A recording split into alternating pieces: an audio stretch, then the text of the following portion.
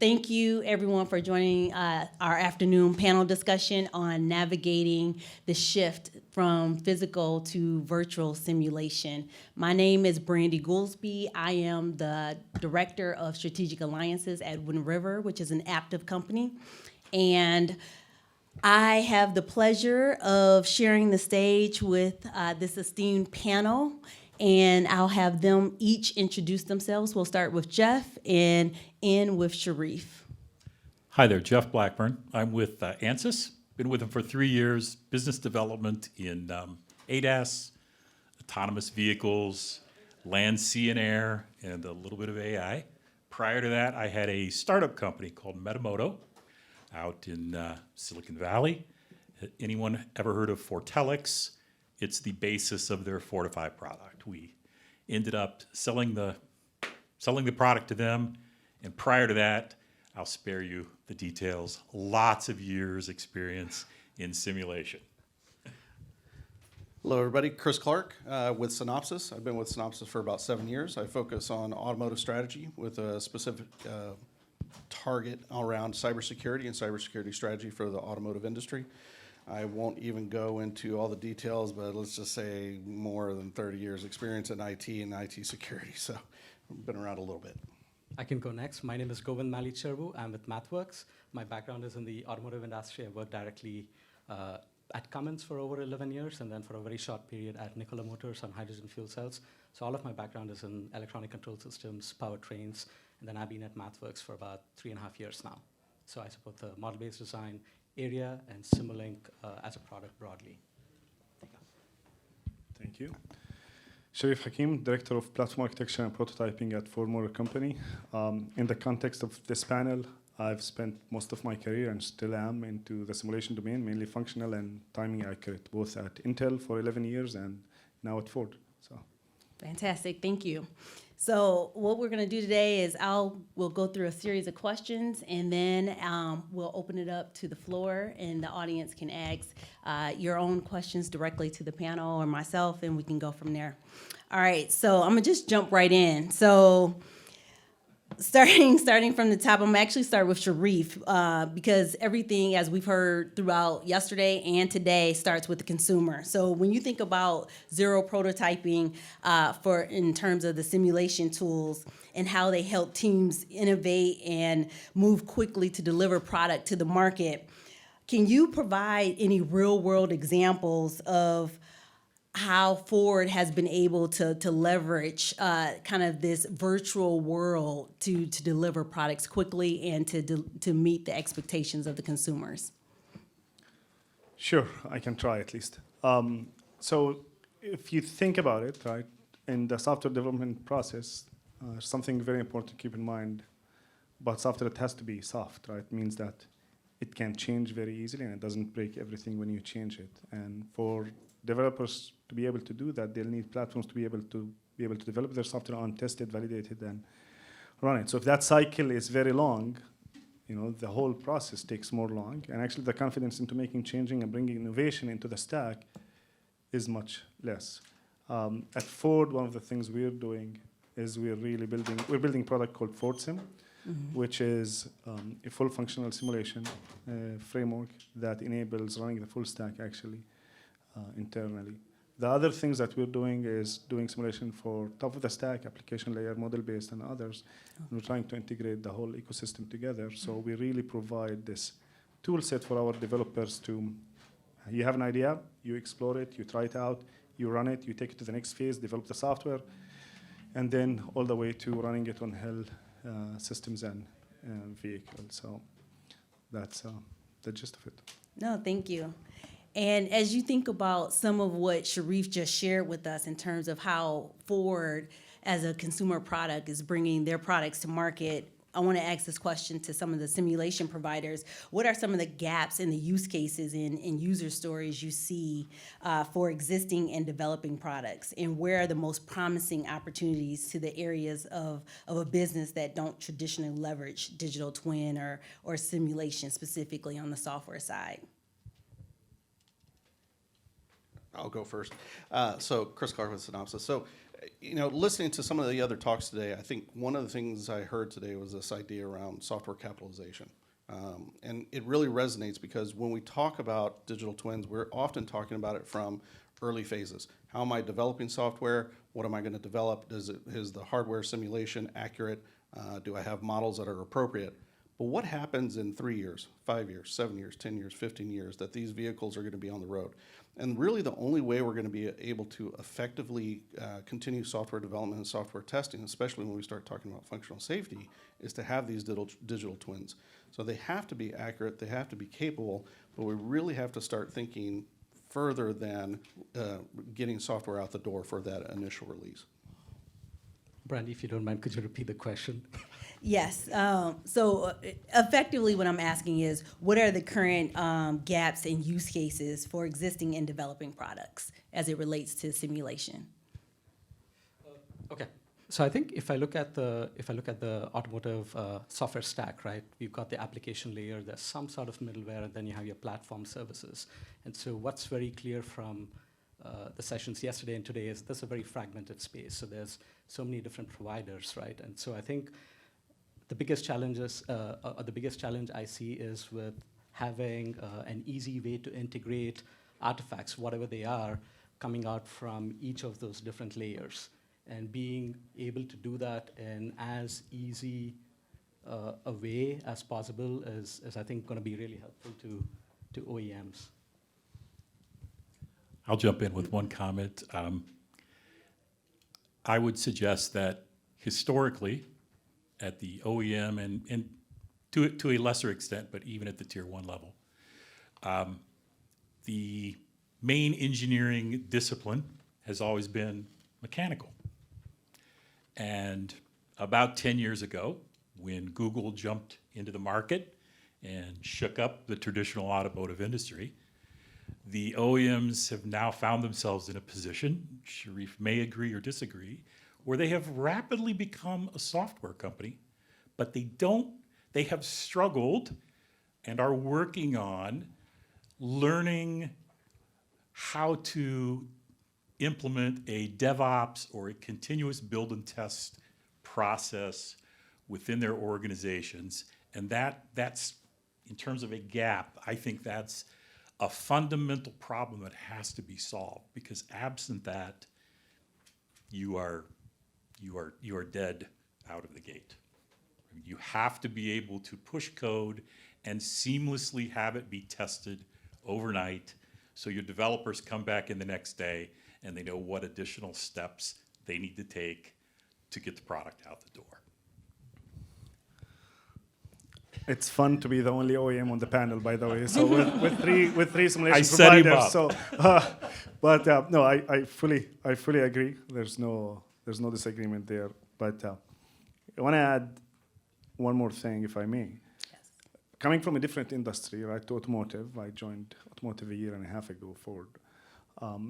There are simulation types that we used to do and still done in other industries that I don't see here as much, and I think they are critical. They're a bit further away, but they're critical.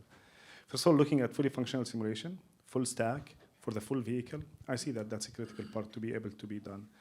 Something like, for example, at Intel, using Symix and other platforms, Brandy, that is there. The other aspect of it, which is we're far away from it, but looking at timing type simulation, so performance and power. And those are very important aspects of the vehicle, because eventually we sell use cases. Right. And use cases are measured based on latencies. Eventually, that's the interaction between the user and the vehicle. And in an EV world, power is so important. So I want to be able to tell how much is my power consumption early on in the project and optimize it so I can save battery life for customers. Now, these types of simulation, I haven't seen them yet. Okay. There are buds of initiatives and whatnot that are growing, but coming from a different industry, that was critical. That was part of the development process. There's no chip that goes out of the door. There's no software that's written without being validated to that level of accuracy. No, that's fantastic. And as you think about some of these challenges, right, and you get into the technical aspect of how this gets done, one of the questions that comes to mind is how will simulation technologies get integrated into existing workflows to enable like cloud native approaches? Because when you think about software defined vehicle and where we need to go, cloud native approaches is definitely an aspect of that this new paradigm, this new revolution that we're facing. So how does simulation technologies fit into that workflow? Especially given historically their desktop-based tools. Yeah, so as I mentioned, one of the gaps is a fully integrated DevOps, continuous integration development workflow. That's how it ultimately gets integrated in. There's a lot of different ways you can do that. There's plenty of commercial tools out there, but having the ability, we don't want to make every developer a simulation engineer. That's a bad idea. What you want to do is you want to make, and this we talked about, this gets thrown out, the democratization of simulation. What you want to do is make it easy for your developers to have their code tested in simulation, and that's what that CI/CD workflow gives you. Completely agree with Jeff there. The way I look at it is simulation is the pivot point between hardware development and software development. And as that hardware platform starts to evolve and become more stable, and virtualization is playing a key aspect of that, that is what is enabling the developers. The developers, as we move to a more abstracted software, don't need to know the details. We even heard a discussion earlier on, why optimize. Optimization creates limitations on your software reusability. So maybe move away from that. And in so doing, that opens up the opportunity for that simulation to be even more powerful and more capable. And I actually like Shareef's comment earlier about power and performance. As we start looking at silicon aging and you see a vehicle that's been on the road 3 to 10 to 15 years, is that PPP still going to be accurate? Do you need to do simulations to roll that back? And the only way you can do that is having virtualization in the cloud, where you have consistent build environments, test environments that you can utilize over the life of the vehicle and the life of that software.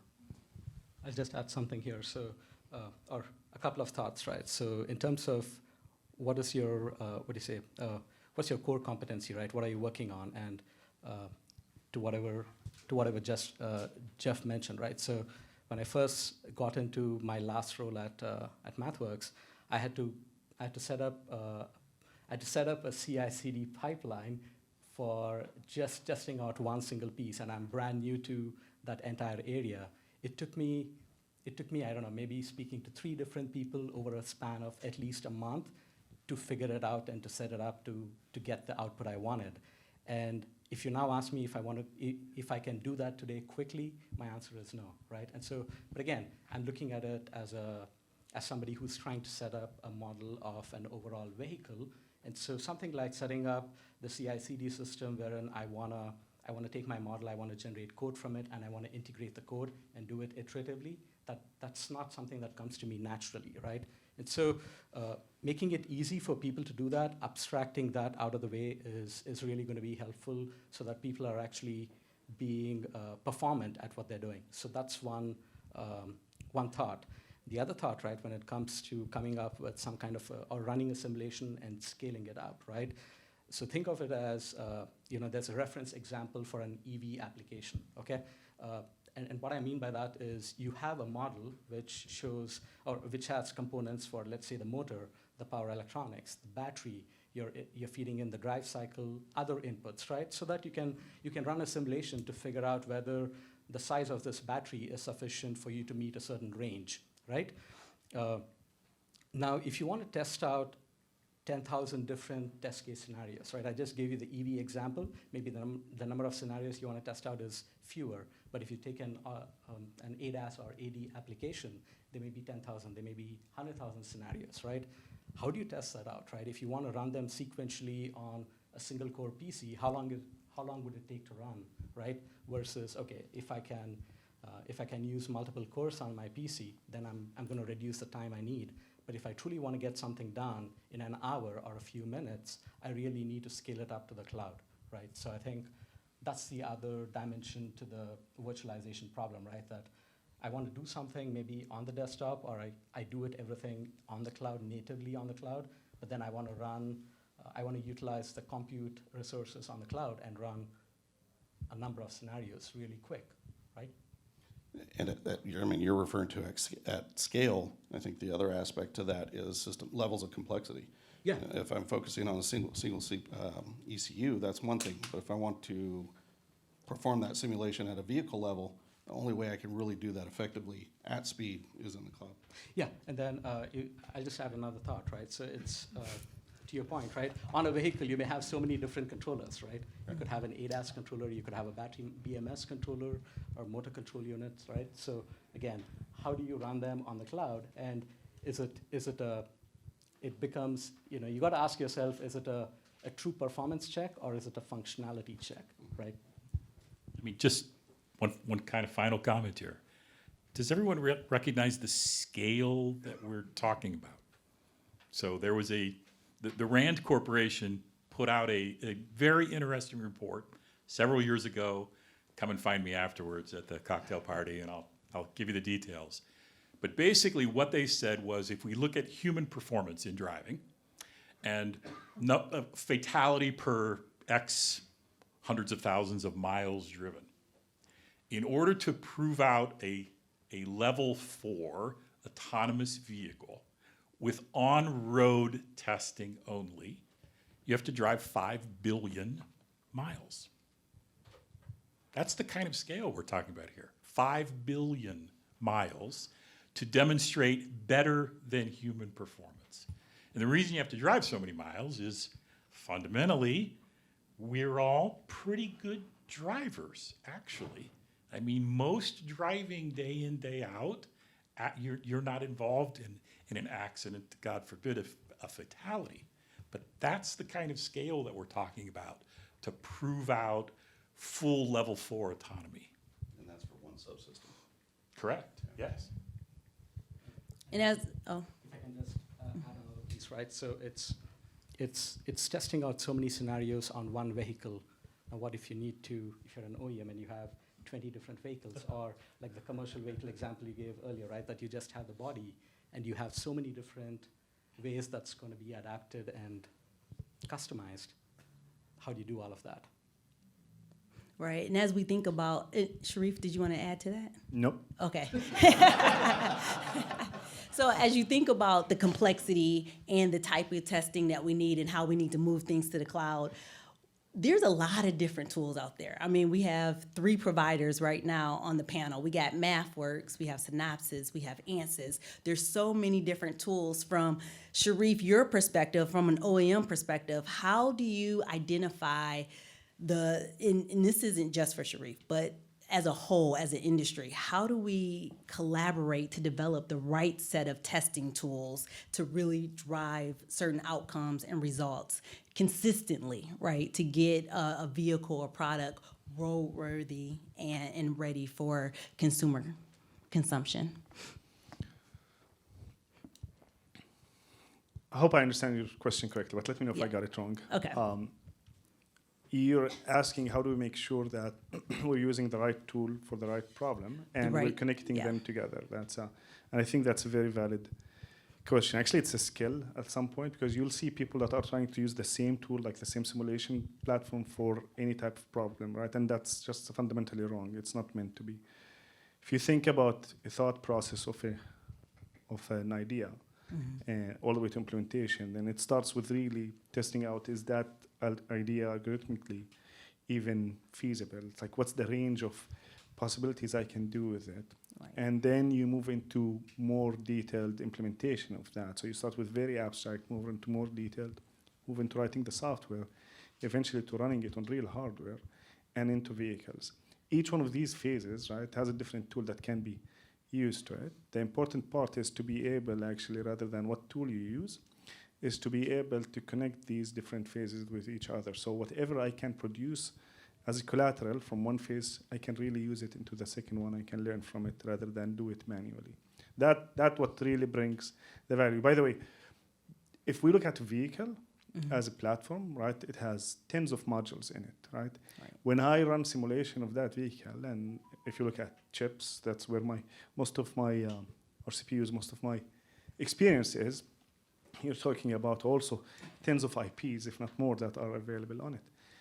The skill set really is into, rather than, even in one simulation, right, running a full vehicle in this case, I can decide what level of abstraction I want in each one of the modules. So some modules, I don't care about their accuracy that much. Other modules, I actually care about their accuracy, right? So I can abstract and change the different level of accuracy on those as I see. And the more accurate I want to move, the more progress into the project I am, we gear shift from more abstract into more accurate, and we feed it back to the previous phase in order to correlate, right? Because that's a key part of simulation. Make sure that, okay, what your simulator spit out actually makes sense and it correlates with reality, and you fix it where it's wrong, or you optimize your software onto your hardware, because it might be also the issue rather than your simulation. So that's how we see the process and evolution of simulation and the tool sets that are used in it. So did I get your question right? Yes. Thank you.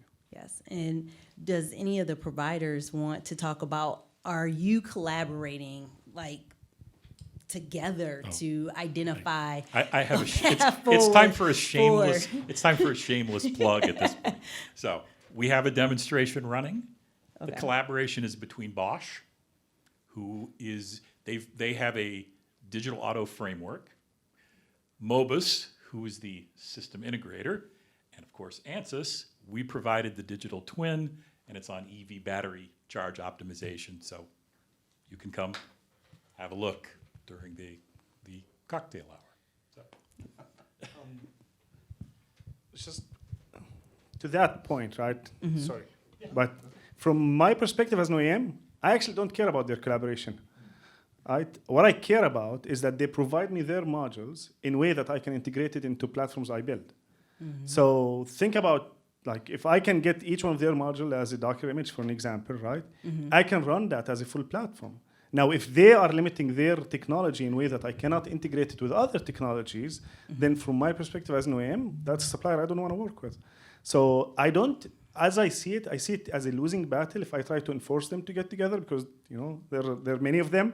Right. But I need to build platforms in my at the OEM level that can actually take each one of these modules, integrate them together, and my ask to them is you have to provide me it with those interfaces and in this way. And then I can integrate it internally, I control it, and that's why I can play with the fidelity of these different modules, different simulation. All right. So I have to jump in here because I have a suggestion. I've been beating this drum for a few years.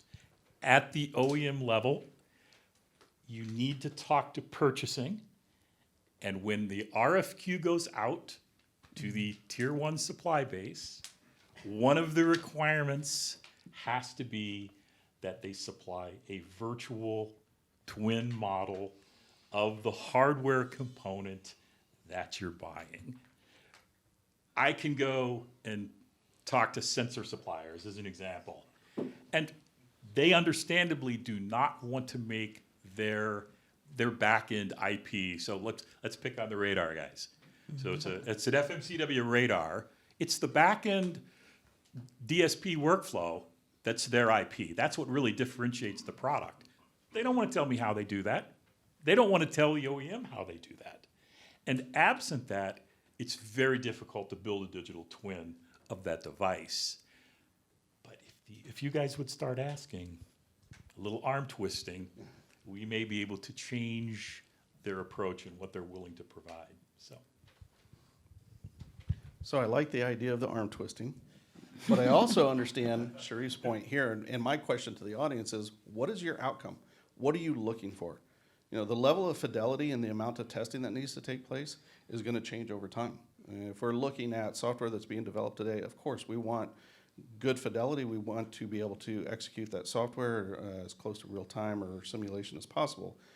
But is that going to be needed as you move down the road? If I change a single function in an application, what's that level of testing requirement? So, I think everybody up here is is accurate in what they're saying, but there's going to be different needs of what you're looking for from that simulation model. I'll just add about collaboration, and so Synopsis is actually part of that. So there's a conference earlier this year called the MathWorks Automotive Conference held in Detroit, and we had I think it was a talk by AWS. So the application layer of the software was developed using MathWorks, and then that was integrated along with middleware and either basic services or platform services, whether it was AutoSAR Classic or AutoSAR Adaptive Stacks. Those were from Electrobit. And so this combination, this entire combo, was then put to run on a container on AWS. And it was, I think for the adaptive stack, it was, Synopsis was not there in that, but for the real-time portion of it, right, the adaptive classic, the AutoSAR Classic stack, that was run on Synopsis Silver. And so it's, we'll continue to have this, if you go and ask us, offline, we'll have so many such integration stories, right?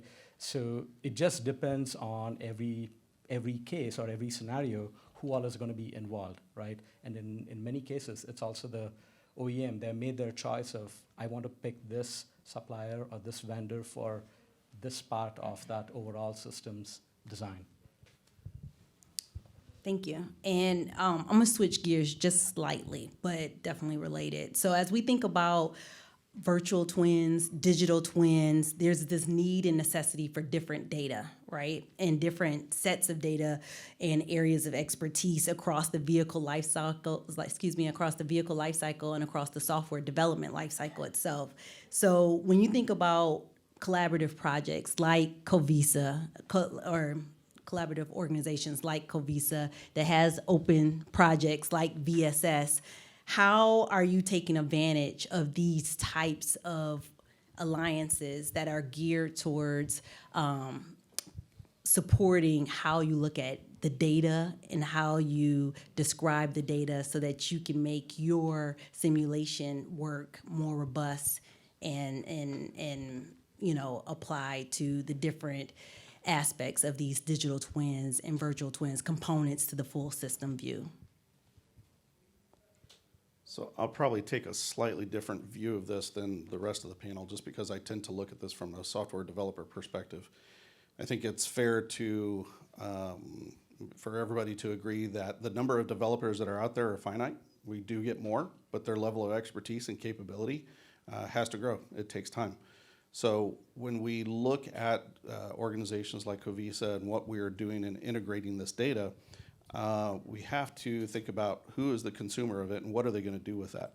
So when I have an inexperienced developer, I need to provide them a tool or an interface that abstracts a lot of this away, that they can look at the end result so that they can achieve whatever their goal is from a development perspective.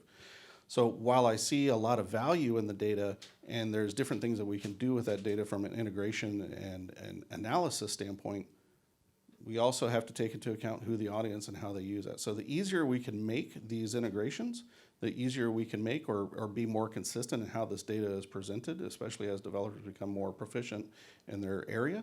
I think that's a great value, but it's not a one solution fits all, unfortunately. So, talking about Covisa activities, absolutely beneficial to the industry, aids in the development overall SDC lifecycle perspective, but there's still some challenges that are out there that have to be addressed.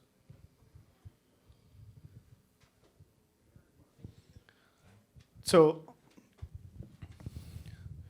if the simulation providers, my colleagues here, and many others, provide me a platform that has Covisa implemented APIs in it, I can start developing applications today on it.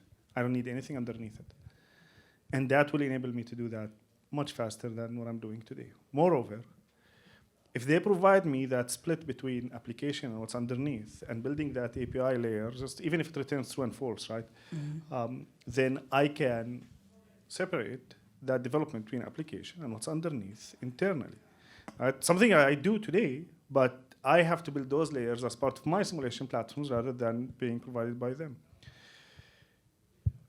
one of the things, when I joined Ford, by the way, there was this, I think it's still there, the playground, the Covisa Bosch playground.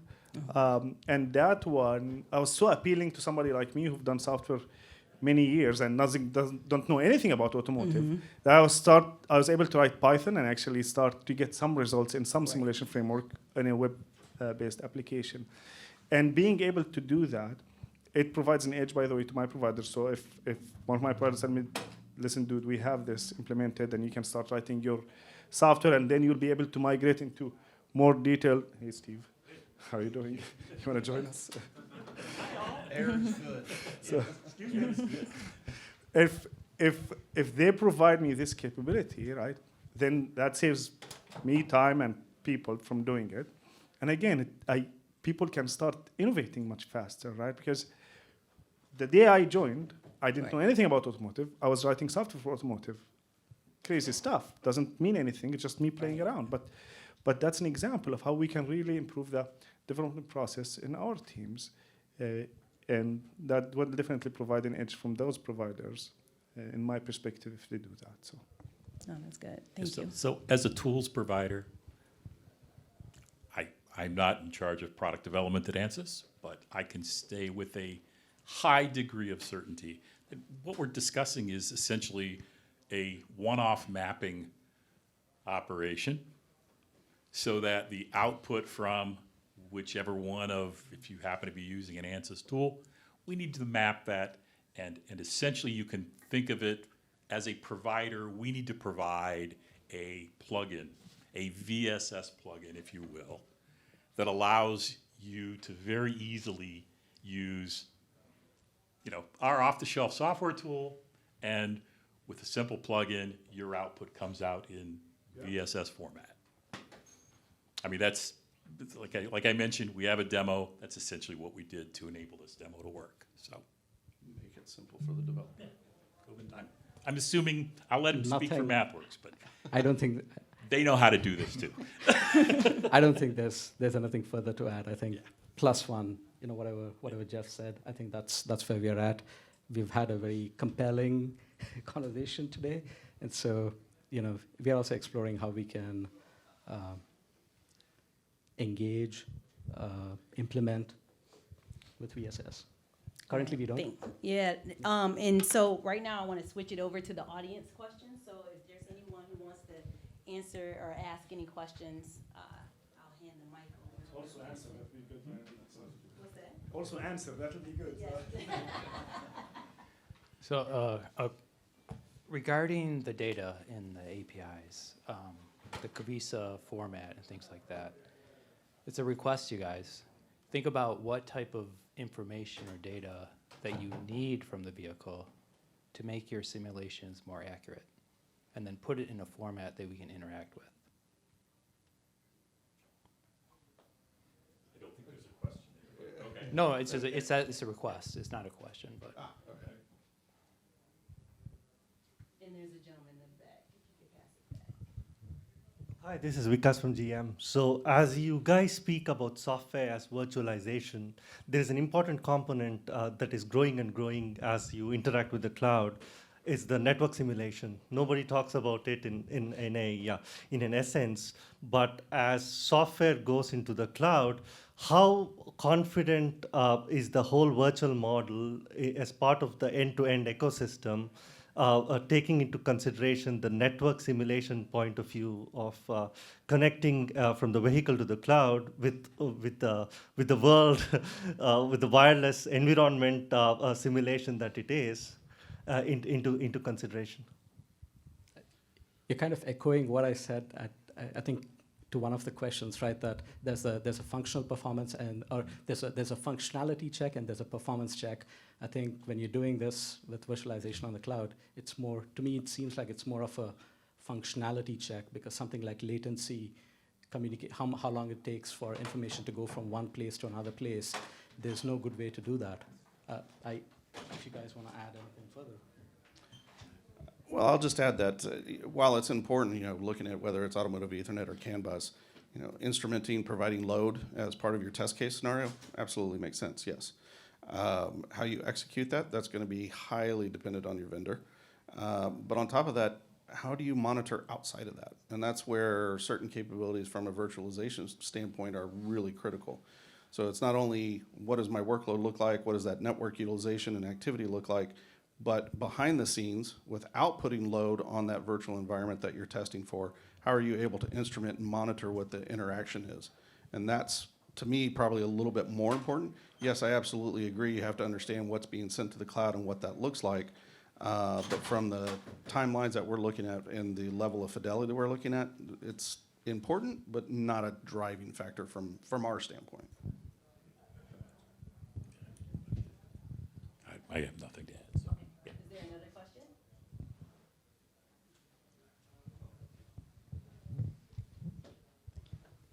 Andreas May from Endava. Those simulations require a lot of data.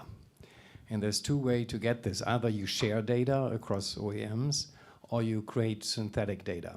Where do you see this kind of evolve in the future? Will we just create synthetic data or will we get to the point that they share autonomous vehicle data, for instance?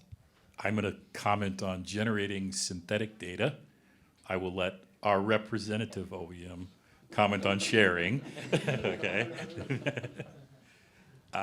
We're already there in terms of generating synthetic data to train networks. That's one of that is fundamentally my customer base. That's one of their major use cases for some of the tools that Ansys has, is to generate, both image data and more recently for training, perception, and classification tasks using radar data.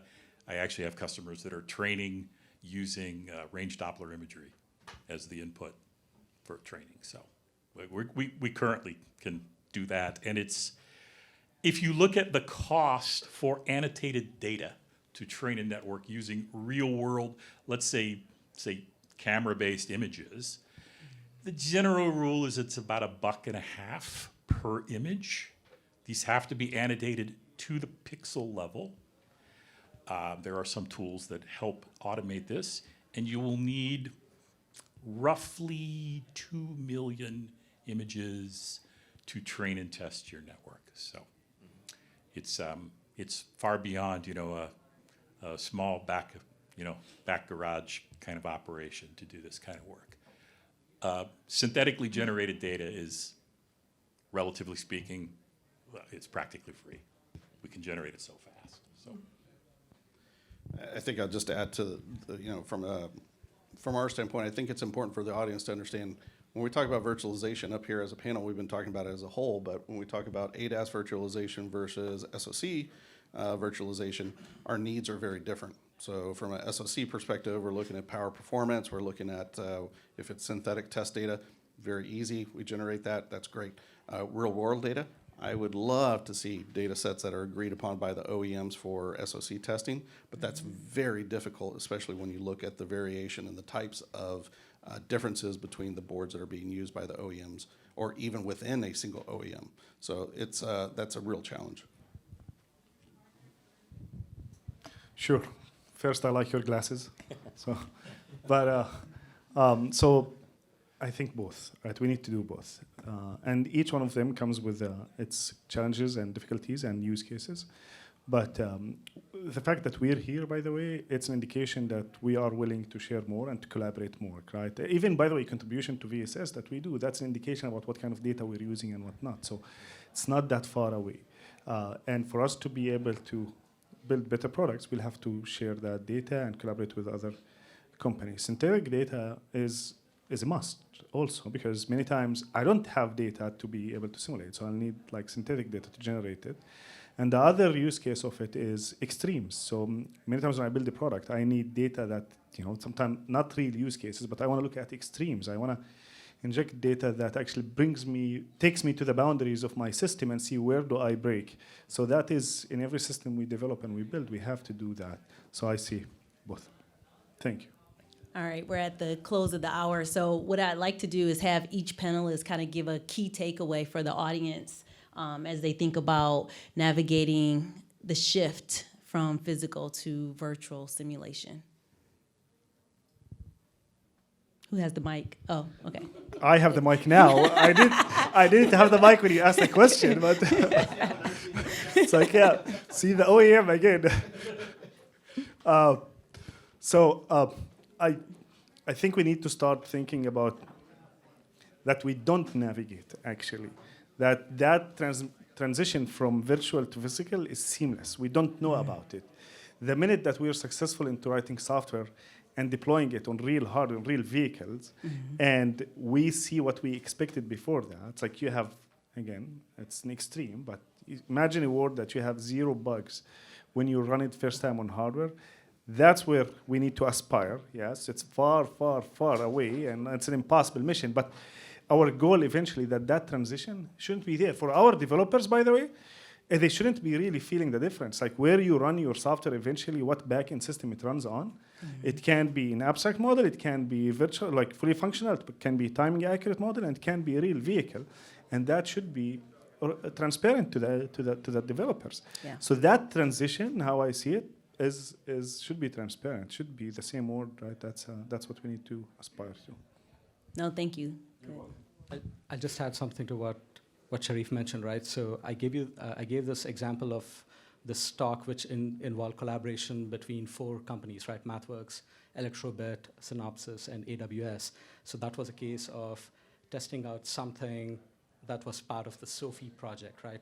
Scalable open architecture for embedded edge, wherein you do your development in a cloud-native environment, and you have so much confidence after running it through so many different scenarios that you can have a seamless transition from your cloud to your edge, right? So I think the ability to do that is going to be really useful in getting things out, getting things to market really quick, right? Again, with so many different vendors involved in that specific case, right?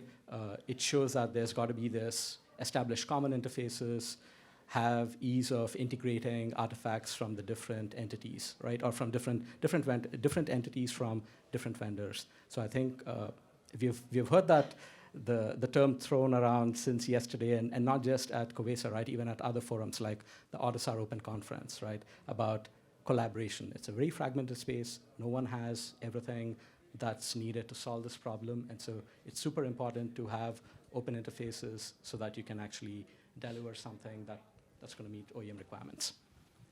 All right, and we're short on time, so 60 I'll make seconds. it quick. I don't have a whole lot to add to that because everybody covered it ideally, but it is fragmented. There's different, I use the term outcomes. What are the outcomes you're looking for? And that's really going to drive what kind of tools you're looking for. But really, what I think would be ideal is it doesn't matter who the audience is. This goes along with what Shareef is saying. It doesn't matter if it's a software developer, if it's your hardware developer, architect, that as they start moving through that process, they don't worry about the tool. They worry about the outcome. And what do they need to do from delivering that user experience for the consumer. And at the end of the day, if we're able to provide these virtualization environments that solve the need of the vehicle and vehicle maintenance over its life cycle, or its entire life cycle, then we've done something good. I'll be very quick. I would just caution you, George Box, statistician, all simulations are wrong, some are useful, so it's very important to understand what the limits of simulation are. And I would also suggest that if you think about F equal ma is wrong according to the special theory of relativity, but it's still very useful unless you're traveling very fast. Thank you, everybody. Okay, we're going to reset the room for the next panel, so if you're leaving.